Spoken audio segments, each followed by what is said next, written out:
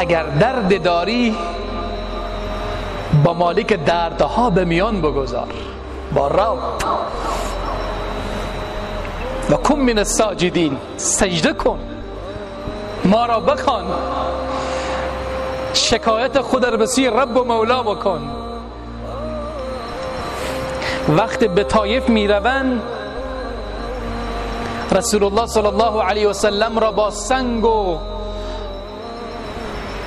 با کفش استقبال کردند و رسول الله را بر علاوه که از شهر خود بیرون کردند، سفها و جهال و انسان‌های از خدا بیخبر را به پشت سر رسول الله انداختند که پیامبر را بزنند و زده زده از شهر طایف بیرون بکنند.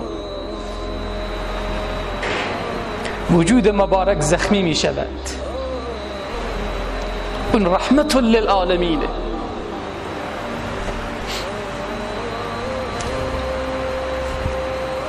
چقدر رسول الله محبوب به درگاه رب العزت و الجلال، اما رسول الله خونالود می شود، سنگ پرتاب می شود به وجود نازنین رسول الله صلی الله علیه و سلم.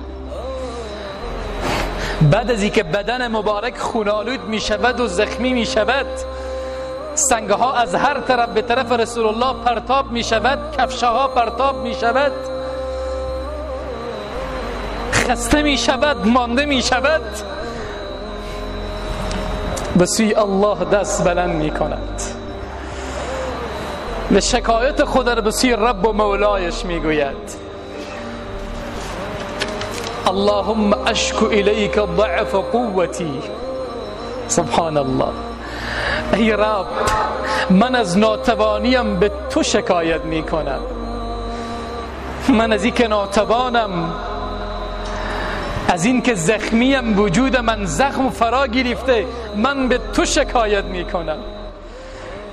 رسول الله هم به خدا شکایت می کند اللهم اشکو الیک ضعف قوتی و قلت حیلتی و هوانی علی الناس. ای الله، از این که در بین این جهال من خارم، از من متنفر و بیزارن، من به تو شکایت می کنم.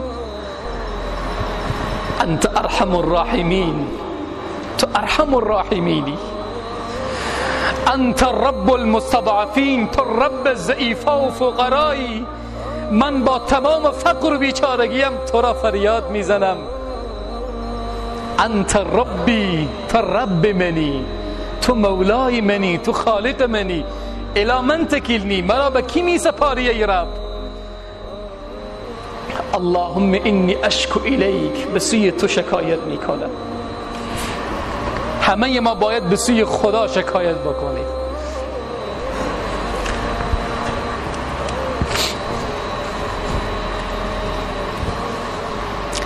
حضرت یونس علیه السلام وقتی که بدون اجازه خدا، بدون فرمان خدا قوم خود را ترک می کند، رب العزت و الجلال یونس خود در شکم ماهی زندانی می کند. و ذنون اذ ذهب مغاضبا، با خشم و غضب از میان قوم خرف بدون اجازه رب. فظن ان لن نقدر علیه، گمان کرد و فکر کرد که خدا بر او تنگی نمی کند، او را تنبیه نمی کند. الله او را انداخت داخل دریا و داخل شکم ماهی. الله گاه پیامبران خود در داخل شکم ماهی زندانی می کند، اما بنده نباید عقب نشینی بکند. فنادا فی الظلمات، سبحان الله، در تاریکی های شب و تاریکی های دریا و تاریکی های شکم ماهی، فنادا، ندا سرداد یونس ما، الله اله الا انت، هیچ خدایی و هیچ معبودی وجود ندارد. اونجا یونس در قعر دریا میداند که اینجا هیچ کس نمیتواند از این قعر دریا مرا نجات بدهد. اون معبودی که میتواند نجات بده اون رب و مولاست. لا اله الا انت، هیچ خدایی نیست، هیچ معبودی نیست. سبحانک، ای الله تو پاکی، تو منزهی، تو خیلی بزرگواری. اینی کنت من الظالمین، من از جمله ظالمینم. نگفت من پیامبرم، من پیامبر تو هستم، نه، اینجا عجز و عاجزی خود را به درگاه رب پیش کرد. گفت خدایا من ظلم کردم به نفس خودم. این یونس بنده ظالم تو العیاذ بالله که یونس خود را به این صفت موصوف کرد، از این همه تاریکی ها توی رب بر فریاد میزند.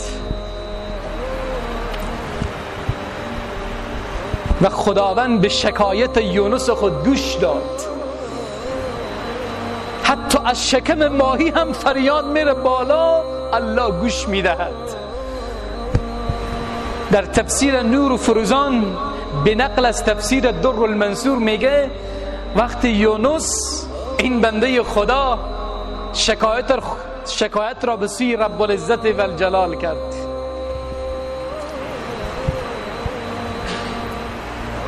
گفت لا اله الا انت سبحانك انی کنت من الظالمین، ای الله من از جمله ظالمینم.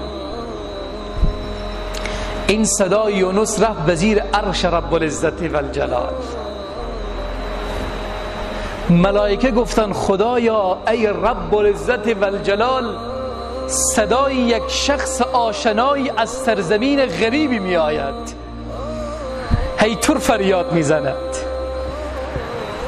الله میگه آیا نشناختید این صدا صدای کیست که از سرزمین غربت،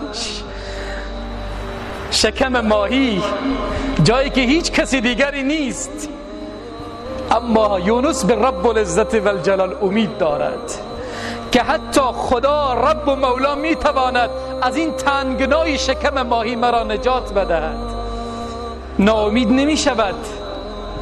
وقتی چنین ربی و چنین مولایی و چنین خدای داری، حتی در این حالت تنگنا هم ناامید مشو.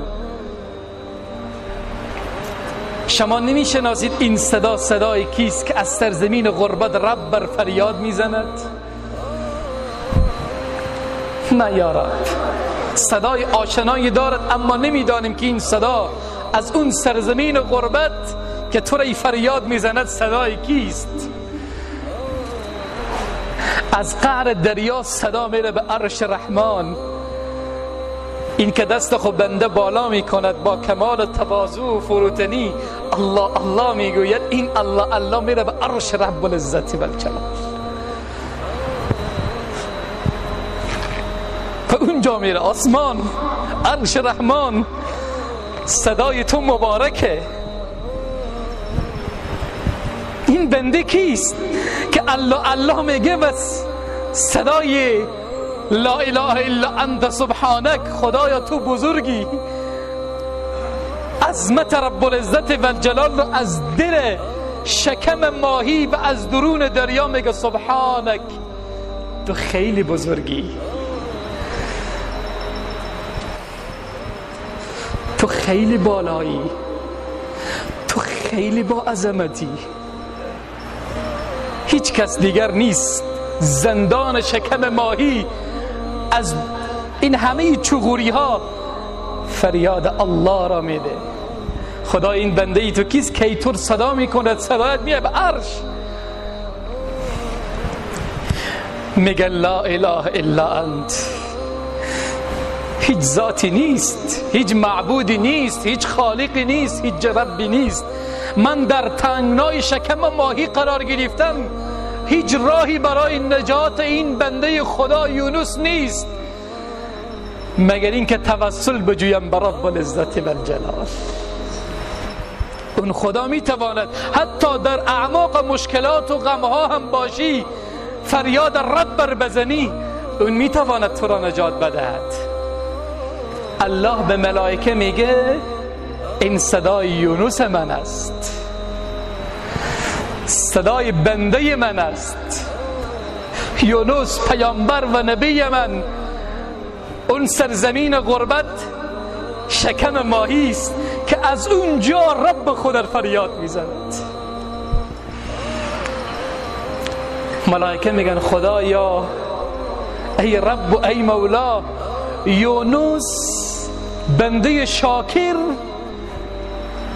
رب میگه بله. پیامبر، اون کسی که همیش دست به دعا بود، اون کسی که همیش الله الله را میخواند، او را من زندان کردم، نه در زمین بلکه در زیر دریا، او هم در شکم ما.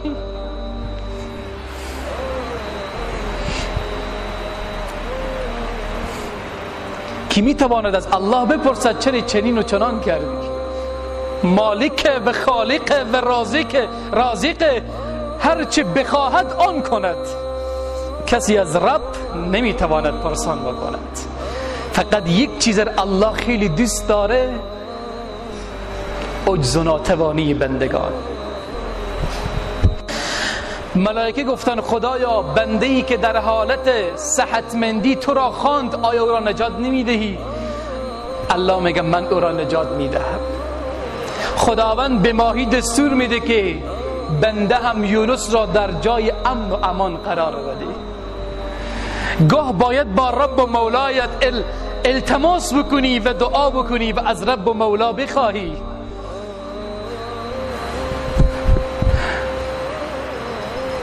و خدا صدای تو را میشنود. خیلی ارتباط زیبای بنده با رب و مولای خود دارد.